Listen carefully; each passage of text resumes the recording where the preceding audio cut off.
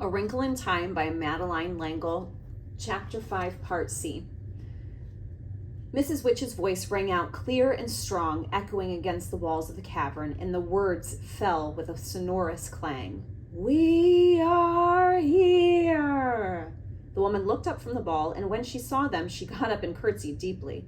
Mrs. Whatsit and Mrs. Who dropped small curtsies in return, and the shimmer seemed to bow slightly. "Oh, medium dear," Mrs. Whatsit said, "these are the children. Charles Wallace Murray," Charles Wallace bowed, "Margaret Murray." Meg felt that if Mrs. Whatsit and Mrs. Who had curtsied, she ought to also, so she did, rather awkwardly. "And Calvin O'Keefe." Calvin bobbed his head. "We want them to see their home planet," Mrs. Whatsit said. The medium lost the delighted smile she had worn till then. "Oh, why must you make me look at unpleasant things when there are so many delightful ones to see?" Again, Mrs. Witch's voice reverberated through the cave. "There will no longer be so many pleasant things to look at if responsible people do not do something about the unpleasant ones." The medium sighed and held the ball high. "Look, children," Mrs. Whatsit said, "look into it well. Que la tierra es petite à qui la voit de Lille. How small is the earth to him who looks from heaven," Mrs. Who intoned musically. Meg looked into the crystal ball, at first with caution, then with increasing eagerness, as she seemed to see an enormous sweep of dark and empty space, and then galaxies swinging across it. Finally, they seemed to move in closer on one of the galaxies. "Your own Milky Way," Mrs. Whatsit whispered to Meg.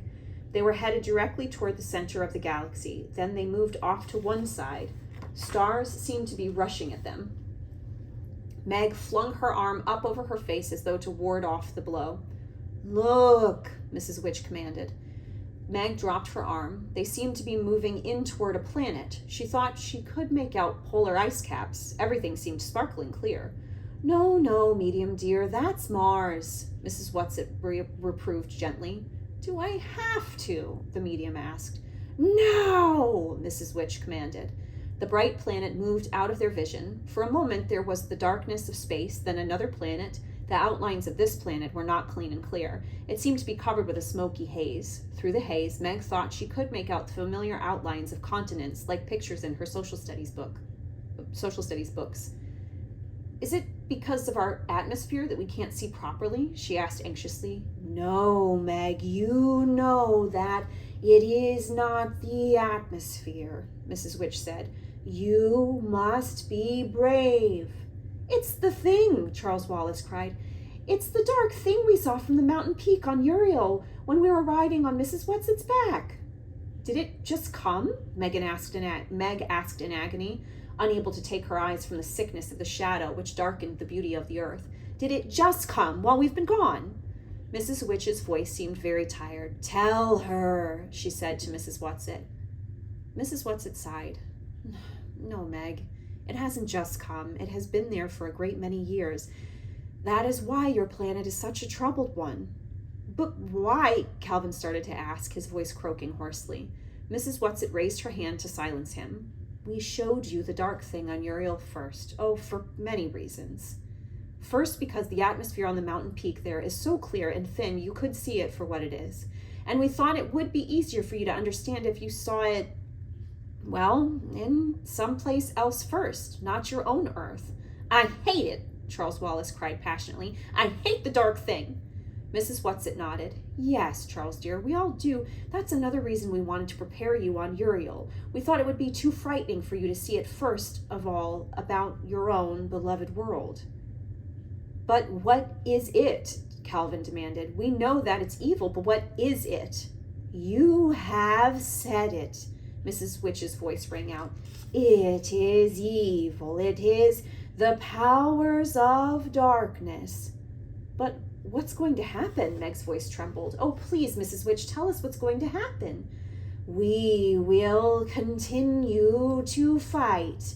Something in Mrs. Witch's voice made all three of the children stand straighter, throwing back their shoulders with determination, looking at the glimmer that was Mrs. Witch with pride and confidence.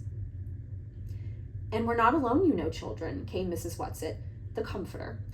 All through the universe, it's being fought. All through the cosmos and but it's a grand and exciting battle. I know it's hard for you to understand about size, how there's very little difference in the size of the tiniest microbe and the greatest galaxy. You think about that, and maybe it won't seem strange to you that some of our very best fighters have come right from your own planet. And it's a little planet, dears, out on the edge of a little galaxy. You can be proud of that it's done so well. Who have our fighters been? Calvin asked. Oh, you must know them, dear, Mrs. Whatsit said. Mrs. Who's spectacles shone out at them triumphantly. And the light shineth in darkness, and the darkness comprehend it not. Jesus, Charles Wallace said. Why, of course, Jesus. Of course, Mrs. Whatsit said. Go on, Charles, love. There are others. All your great artists. They've been lights for us to see by. Leonardo da Vinci, Calvin suggested tentatively. And Michelangelo? And Shakespeare, Charles Wallace called out. And Bach, and Pasteur, and Madame Curie, and Einstein. Now Calvin's voice rang with confidence. And Schweitzer, and Gandhi, and Buddha, and Beethoven, and Rembrandt, and St. Francis. Now you, Meg, Mrs. Whatsit ordered. Euclid, I suppose? Meg was in such an agony of impatience that her voice grated irritably. And Copernicus? But what about Father? Please, what about Father? We are going to your father, Mrs. Witch said. But where is he? Meg went over to Mrs. Witch and stamped as though she were as young as Charles Wallace. Mrs. Whatsit answered in a voice that was low but quite firm. On a planet that has given in. So you must prepare to be very strong. All traces of cheer had left the happy medium's face.